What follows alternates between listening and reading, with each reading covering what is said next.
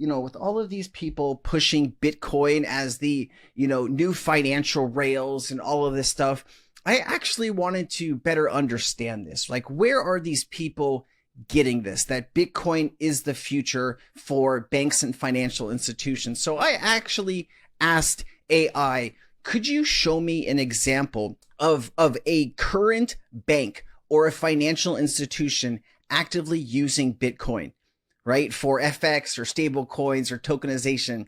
And you will not believe the answer. I'll get to that in just a minute. Let's go ahead. Like, we're basically 4 months in, so we still have, over 3.5 years. So I think just what we can accomplish over the next few years is going to be really incredible. What all of you guys are going to accomplish with Bitcoin is going to be incredible and to the moon, right? What are you going to accomplish with Bitcoin?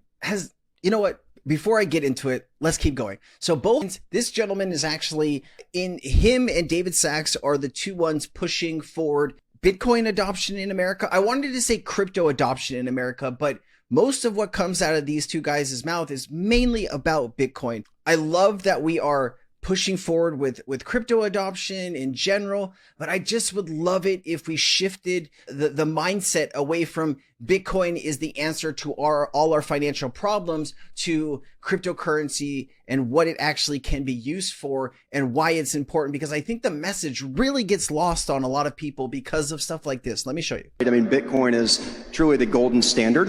And that's why we say Bitcoin is digital gold. We make no bones about that. And I've said repeatedly. You also notice how they used to say Bitcoin was like the technology of the future to now they continuously pinpoint Bitcoin as a store of value, digital gold. That is the message now that they are communicating to you and I, the public. As the United States, we want as much of it as we can possibly get. That's why we created the SBR in the way that we've done. We recognized it for being unique. Obviously, it's a commodity, not a security. Has intrinsic stored value. As David likes to say, it has the immaculate conception, right? This is an asset that we should be harnessing on behalf of the American people, and we're working diligently as a working group to figure out those budget neutral ways in which we can accumulate more. And I always tell journalists that ask me all the time, how much do you want? Again, I'll say repeatedly here today, that's a very silly question. We want as much as we can possibly get, and I'll say it ad nauseum the rest of the time that I'm here. But, I think that we showed that we recognized that for being unique in the way that we set up the strategic Bitcoin reserve, we have the digital assets national stockpile, which is different. And in this SBR, we said two things. One, we want to accumulate more. And two, we're not going to sell any Bitcoin that we possibly have in U.S. government, period.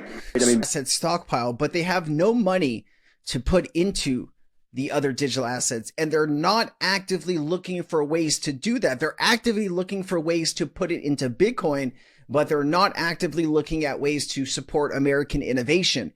Make note of that, right? And here is something that maybe Bo Hines or David Sachs has just failed to realize. But, if you're talking about the next 100 million people using Bitcoin, right? Let's see how long it actually takes to process these transactions. I've been trying to speak louder about this, and take a look. So if 10 million people, 50 million people, and 100 million people woke up tomorrow and decided to do one transaction on the Bitcoin blockchain, buy a coffee, buy lunch. I tried to say tokenization or something like that, but we can't really go there, right? So here is how long this would take. 10 million transactions. It would take 16 to 38 days to process 10 million transactions. 50 million transactions, that would take 82 to 192 days. And the question was, how many banks are actually doing it? And I asked which banks, and you didn't give an answer. And it says, you are correct. There are no major financial institutions or major banks that are using Bitcoin itself as a primary rail for cross-border payments or tokenization of financial assets. So major financial institutions are even looking at Bitcoin for anything to do with any of it. So this is when you hear people talking about the greatest distraction, in history and financial industry. That's what this is. They are distracting you with Bitcoin. They want you to buy Bitcoin. They don't want you to buy what could be the new financial rails, which is, XRP, XLM, Algorand, Hbar, Chainlink. They don't want you to buy any of it.